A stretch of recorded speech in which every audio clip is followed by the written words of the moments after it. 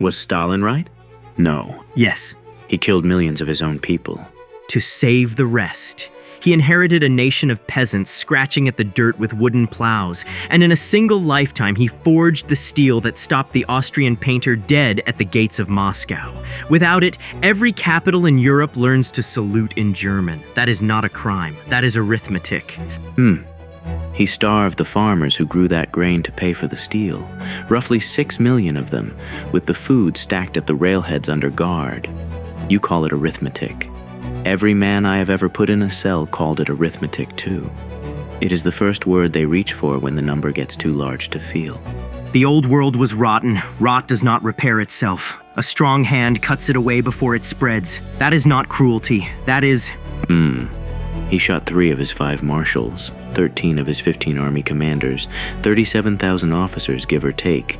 2 years before the largest invasion in history, he cut the head off his own army. The painter could not have asked for a kinder gift.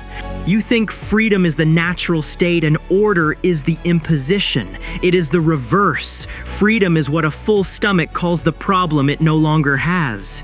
A starving country does not want a vote. It wants bread and a wall between itself and the winter. He gave them both. The vote can wait for the grandchildren. The confessions are the part that stays with me. At the great show trials, every defendant stood and admitted all of it. Sabotage, poisoned wells, secret plots with foreign powers, exactly what the prosecutor needed. Some confessed to meetings on days they could prove they were somewhere else. One man confessed to a secret meeting at the Hotel Bristol in Copenhagen. Precise, convincing. The hotel had been demolished years before the date he named. The prosecutor called all of them mad dogs and asked the court to shoot them. It did. A confession that cannot be true is not evidence of the crime. It is evidence of the man who wrote it. So some confessions were forced. That does not make the men innocent. Or the confession was made, not found. Break a man slowly enough, and he will sign whatever you set in front of him and thank you for the pen. I catch criminals for a living. A confession you had to force is not proof. It is a story that ends with a dead man. Naturally, a nation that watches itself can never be plotted against. Fear is the cheapest police force ever built. When the neighbor listens at the wall and the son reports the father, no conspiracy lives to see the morning. That is not madness. That is a machine that finally runs without friction. That is a very lonely way to look at everyone around you. It is. By the way, small observation. A few minutes ago, you stopped defending Stalin the man. Now you are defending the chair he sat in, the power itself. I file that. It is usually the last thing a man defends out loud just before he admits he wants it. Names do not matter. Stalin, Caesar, whoever holds the pen next. The chair outlives all of them.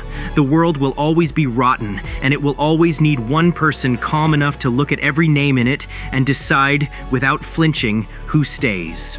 And I would not flinch. Hand me that list, and I would not look away from a single name on it. Not one. My judgment, my design. A world, finally, permanently in order, kept by the one man steady enough to... He is not describing Stalin anymore. He is describing himself. There it is. For anyone still under the impression we were talking about Stalin, we stopped some time ago, roughly the moment you said my design. Stalin has been dead for 73 years. In all that time, he never once asked for the job back. You did, just now, on camera, in front of witnesses, with a smile. I am simply the only one in this room honest enough to say aloud what every ruler in history has done in silence. I have spent my whole life putting men who talk the way you just did in prison. Tonight I sat here and listened to my own son admire one of them. I am not frightened of Stalin. He is dead. I am frightened for you. Possibly. Was Stalin right? No, he built a machine that turned living people into signed confessions, and he aimed it first at the ones who loved him. But we were never really arguing about Stalin. We were arguing about whether the man across from me should ever be handed that pen. The difference between us is small, and it is the whole difference. My worst habit is eating too much cake. Yours is deciding who deserves to die.